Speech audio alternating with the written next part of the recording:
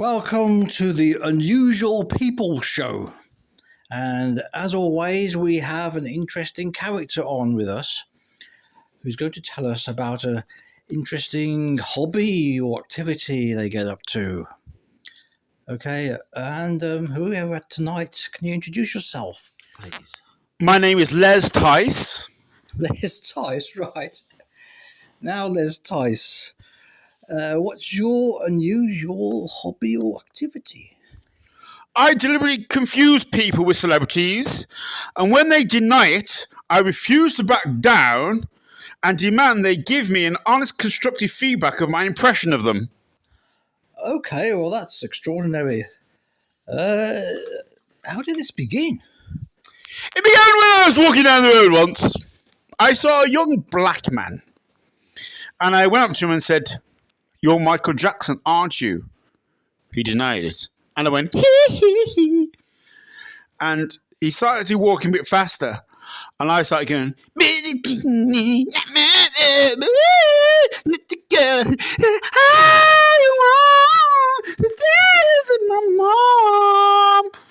and he started running. And I started running after him. And he said, "Do I sound like you, Michael? Michael, I'm your biggest fan. I'm your biggest fan." So, how far do you go with this? Do you keep pursuing them? Do you ask for their autograph? Or what do you do? No, I never asked for their autograph, and I pursue them to death if need be.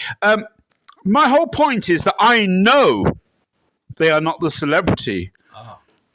Yeah. So, what is the kick you get out of this? The kick I get out of it is that they're not the celebrity, and I pretend that I think they are, and then I don't back down, and I demand that they rate my impression of them.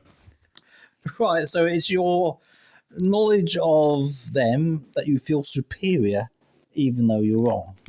Well, I feel superior to everyone anyway. I saw a man the other day, and he looked ever so slightly like Keith Harris, you know, the man who had Orville. And I went up to him and I went, "I wish I could find my Optimus Prime." And he said, "Pardon?" And I said, "I wish I could find my Optimus Prime." And I kicked him in the nuts. Okay. Do you not have any run-ins with the police about this kind of thing? Yes, but I just pretend that there are other people. There was a policeman, and he tried to arrest me, and he was Chinese, you know, the Xing Chong Chang people. And I pretend he was Mao Zedong.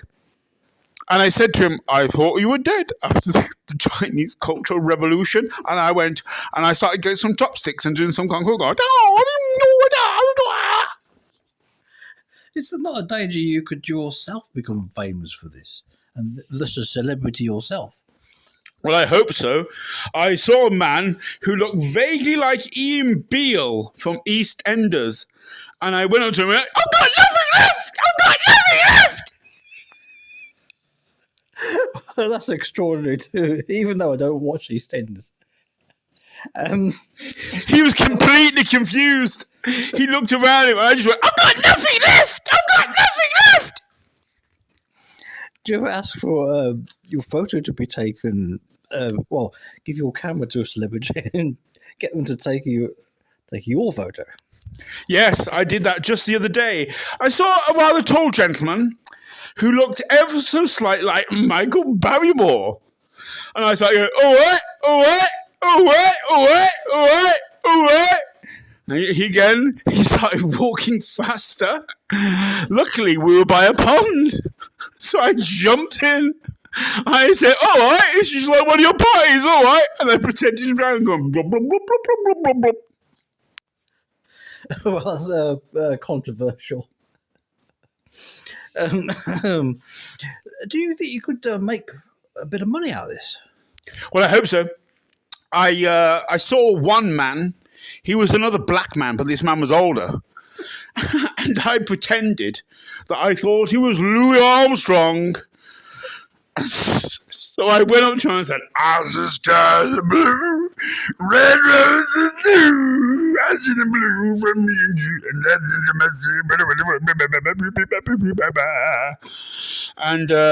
that one punched me. Have you got any plans for future? Sorry, have you got any future plans for expansion of this madness? Yes, I have got plans for this. International plans. I went to Rome to see if I could find anyone who looked like Joey Dolce. And I found one. He had a little hat on. And I went up to him and says, "Oh, what's the matter, you? Hey, girl, no respect. Shut up on your face." Have you managed to inspire anybody to follow in your footsteps? No, not yet, but I would like it. I saw one man who I thought I might inspire. He had curly hair and a moustache. And I went up to him and I pretended that he was Bobby Ball. And luckily I had some braces on. And I went, "Rock on, Tommy. Rock on, Tommy. Rock on, Tommy."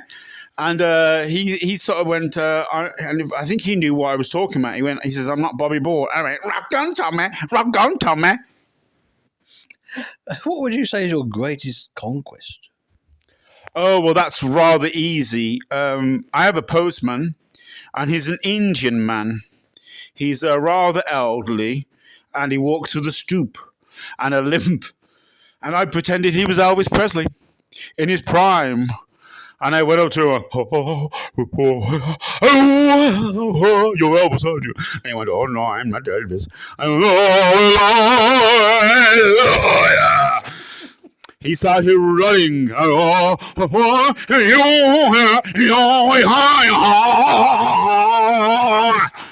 And he ran faster and faster. I went, "Leave me alone, you straight wet man." Would you say that's one of the worst reactions you've ever had, or has there been even a worse one than that? Maybe when I was in court, that was the worst one. Because the judge looked ever so like, I think his name's Richard Whiteley. He was on Countdown. And as he was,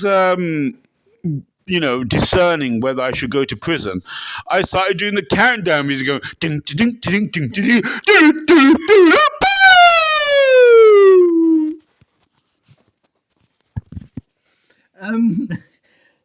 So what's, on the other side of things, what's the most positive experience you've had from this? Very few positive experiences. They're overwhelmingly negative. They're overwhelmingly me chasing people who haven't got a clue what I'm talking about. And I'm pretending that I'm deliberately pretending that I think that they're a different, a different celebrity. So the experience is negative for everyone, which gives me the flipping buzz. Buzz, buzz, buzz. Have you ever managed to convince somebody that you might have a point and they sort of come round to your way of thinking you because you're gaslighting them? Not even close. Everyone knows that I'm a complete fraud, and that's what I like. I like the fact that I know that they know that I know that I'm a complete fraud. Have you ever considered doing a website for this?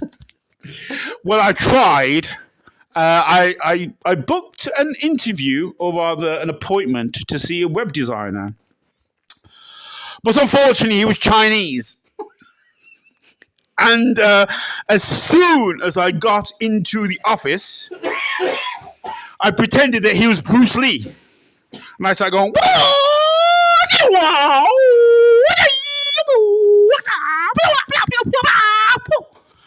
and he said, "What are you doing?" And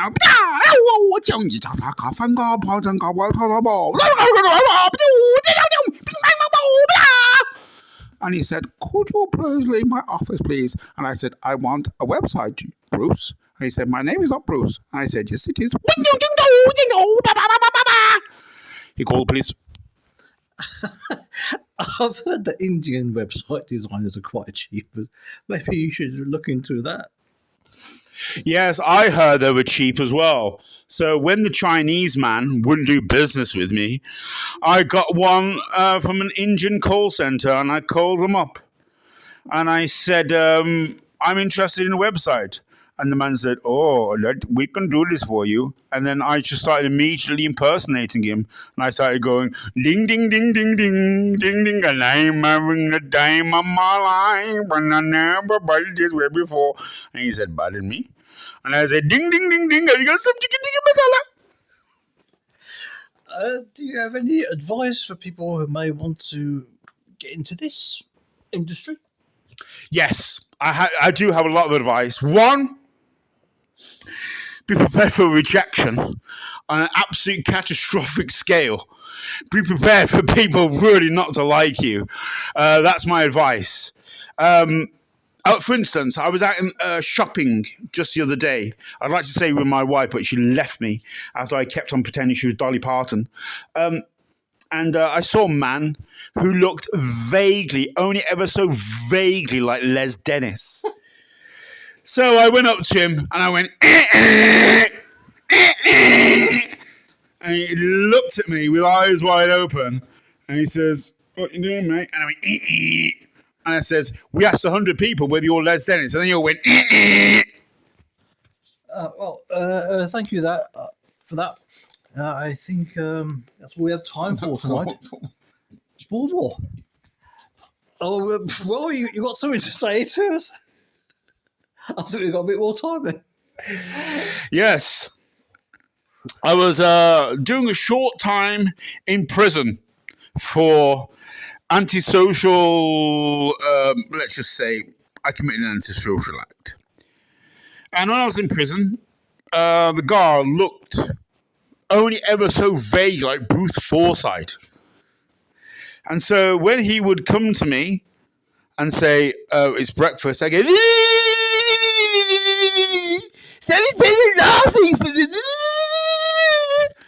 he gave me an absolute kicking. I can see a quiz show theme here. Any more like that? Well, you name it. I tell you what, I think I've got to the end of all the ones that I can think of. But maybe there's some celebrities that you would have imagined I would have known, and then maybe if you suggest them, I could have had an experience about it. What about fictional characters like Foghorn Leghorn? Oh, that's a very good one, because I was only in Aldi the other day, and I was putting the food up the that little thing towards the till, and the gentleman, he was a young man, he said, "Oh, that's 29 pence, not 39 pence." And I said, I'll see, 29 pence, I'll see. And he went, "What are you doing?" I said, I'll see. 29 pence. Got kicked out. What about any politicians? Do you have any politicians you've approached? No. Okay, that's all we've got time for, I think, tonight. And you can't say fairer than that, can you?